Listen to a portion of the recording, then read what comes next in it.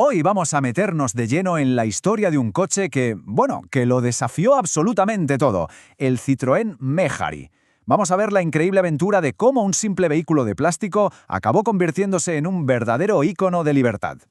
La pregunta es casi obligada. ¿Cómo es posible que un coche, al que llamaban con cariño caracol de plástico, se convirtiera en el símbolo de la búsqueda de libertad de toda una generación? Pues para entenderlo hay que irse al principio de todo, y es que su origen fue en realidad una genialidad casi por accidente, una de esas historias que no te esperas. Todo arranca, y esto es lo mejor, con un accidente. Una furgoneta Citroën de la empresa SIAP se da un golpe. El conductor, por suerte, sale ileso, pero la carrocería queda para el arrastre. El chasis y toda la mecánica, sin embargo, están perfectos. Y aquí, justo aquí, es donde salta la chispa. El dueño de esa furgoneta, Roland Delapoip, que era un pionero en la industria del plástico, en vez de pensar en repararla, tiene una idea que lo cambia todo. Crear una carrocería completamente nueva, súper ligera, usando ese mismo chasis. El material que hizo posible este sueño fue el plástico ABS. Sus siglas son de acrilo-nitrilo butadieno estireno. A ver, era un material ligero, flexible y muy fácil de moldear con calor. Pero su verdadera magia, la genialidad, estaba en que el color venía ya en la propia masa del plástico. ¿Qué significaba esto? Pues que si lo arañabas, el arañazo era del mismo color. No se notaba. Algo increíble para un coche pensado para darle trote. Cuando le presentaron el prototipo a la cúpula de Citroën, su director general Pierre Bercot vio el potencial al momento, y no solo como coche de trabajo, sino para el ocio. Su respuesta fue directa y sobre todo muy astuta. Vosotros fabricaréis las piezas, pero el coche lo montaremos nosotros. Con esa jugada maestra, Citroën se quedaba con el control total del ensamblaje, de la calidad y, claro, de la producción a gran escala. Y claro, el momento en el que nace no podía ser más simbólico. El Méhari fue literalmente un coche que nació en plena revolución, con un debut de lo más lúdico en una de las épocas más convulsas de la historia de Francia. Y es que esta imagen lo dice todo sobre el espíritu de la época. Mientras las calles de París ardían en el mayo del 68, con estudiantes y obreros protestando bajo el lema «Debajo de los adoquines está la playa», Citroën elige un escenario que era la antítesis de todo eso. El 16 de mayo de 1968, el Méhari se presenta en un tranquilísimo campo de golf de Deauville, con modelos en bikini y con monos de granjero. Un contraste brutal, sí, pero que de alguna manera conectaba con ese mismo deseo de libertad, de aire libre, de playa. Hasta el nombre era toda una declaración de intenciones. Un Méhari, para quien no lo sepa, es un tipo de dromedario de carreras, uno que es famoso por su velocidad y por su increíble resistencia en el desierto. Eran justo las cualidades que Citroën quería para su nuevo coche, que fuera robusto, sencillo y capaz de llevarte a cualquier sitio por difícil que fuera. Y vaya si lo consiguieron. Esa capacidad para llegar a cualquier parte lo convirtió en el vehículo utilitario por excelencia. Era, de verdad, un camaleón con 4 ruedas.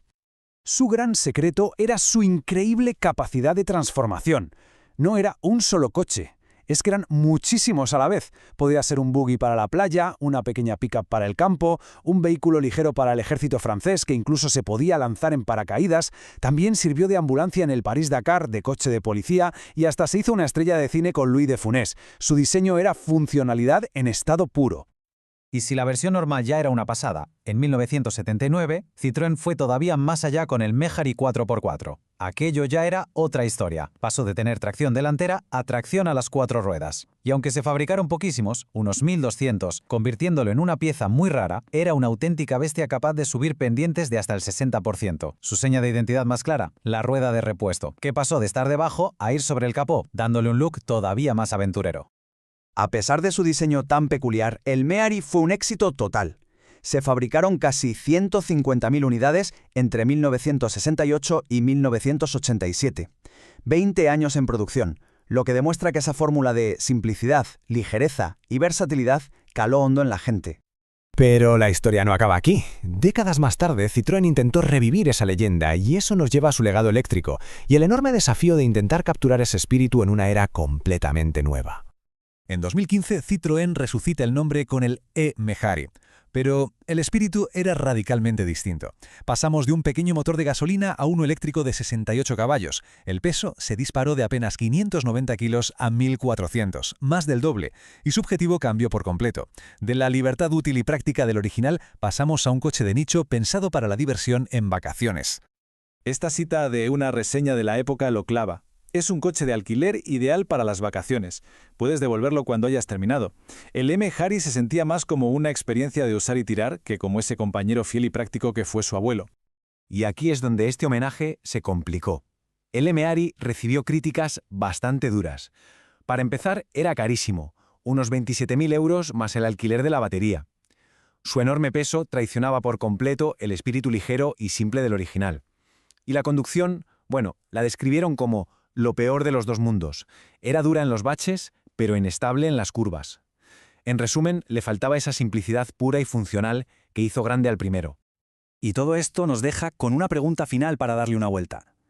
La historia del Me-Hary, desde su simpleza brillante hasta su compleja reencarnación eléctrica, nos hace pensar, ¿hemos cambiado esa libertad sencilla y alegre por la complejidad?